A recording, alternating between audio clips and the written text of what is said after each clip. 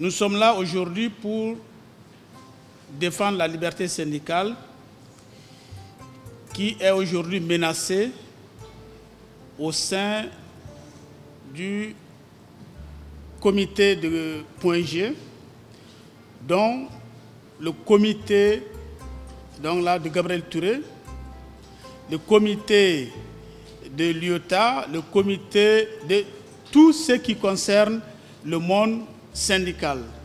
Une grève au sein du monde de la santé, c'est avec le cœur serré qu'un responsable syndical propose. Ce problème date de 2018. Après la mise en place du comité syndical des CHU du Point G, M. Fousseini Coulibaly a commencé les activités syndicales en tant que secrétaire général du comité syndical de CHU du Point G.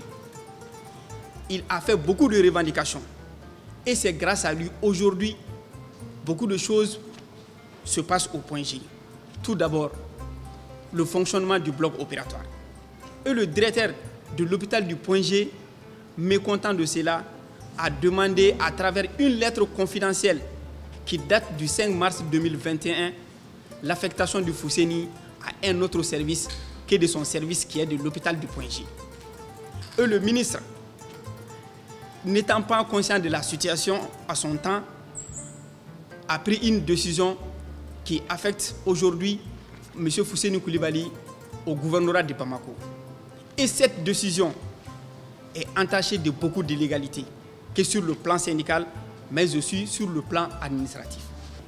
C'est un laborantin qu'on envoie au gouvernorat de Bamako. Mais ce sont les CCRF et les CESCOM qui relèvent du gouvernorat. Ce n'est pas la personne de Fousseini, mais il s'agit du mandat syndical qui doit être respecté parce que notre pays est signataire et a ratifié toutes les conventions internationales par rapport à la liberté syndicale. Toutes ces conventions ont été foulées aux pieds par nos autorités en bafouillant la liberté syndicale. Dès que le ministre a été nommé, nous avons déposé une demande d'audience. 3 semaines après, nous avons été reçus. Nous avons échangé avec elle par rapport au retour du camarade.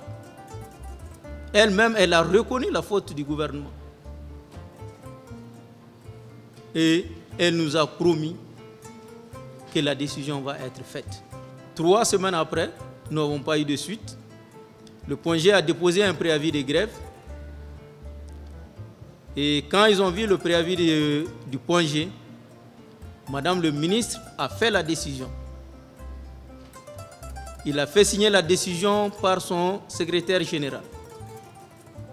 Et à 18 h, à travers l'UNTM, ils nous ont envoyé la décision pour nous dire de suspendre le mot d'ordre de grève. Et en tant que responsables, nous également, nous avons cru à la parole du ministre.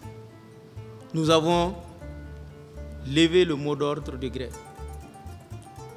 Et à notre grande surprise, le lundi, on n'a pas eu la décision numérotée. Nous avons appelé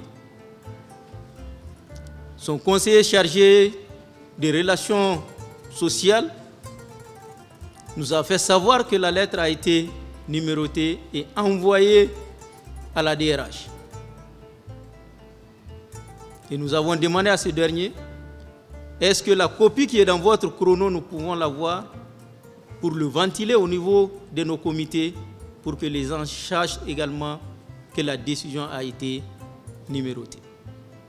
Et c'est en ce moment que nous avons su que madame a fait volte-face. Et là, nous étions obligés de remettre le préavis. L'administration, à travers quelques individus, ont commencé l'intoxication pour dire qu'il n'y aura pas de grève. Donc nous avons dit qu'il serait mieux que tout le monde soit au même niveau d'information pour que tout le monde sache que ces comités signataires de ce préavis iront bel et bien en grève à partir du 6 et que la grève va être effective à partir de minuit. Donc voilà le message que nous avons voulu vous faire passer et vous dire tout ce que nous avons eu à faire comme démarche pour ne pas arriver là. Parce que le camarade l'a dit, aller en grève pour nous, personnel soignant, c'est les mains liées que nous partons à cela. Parce que nous sommes nous-mêmes des candidats à la maladie. En sortant de cette salle, nous pouvons faire des accidents et c'est ici qu'on nous soignera. Et s'il y a la grève, ça jouera sur notre prise en charge. Conscient de cela, voilà pourquoi difficilement nous déposons un préavis. Cet hôpital, depuis 3 ans, depuis l'arrivée de cette direction, l'hôpital a été mis en lambeaux sur tous les plans.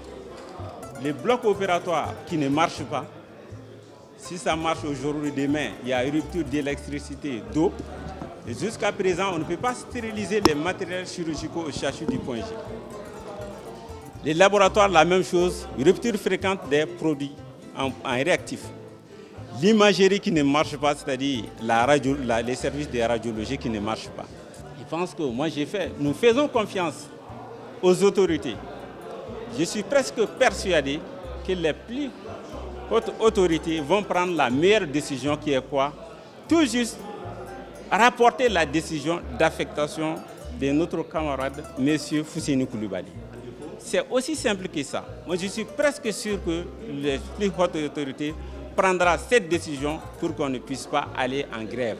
Parce que depuis fin avril, mai, nous avons contenu le personnel du CHU du Point G en leur demandant de rester derrière les autorités qui sont là actuellement, qui sont animées d'une bonne intention.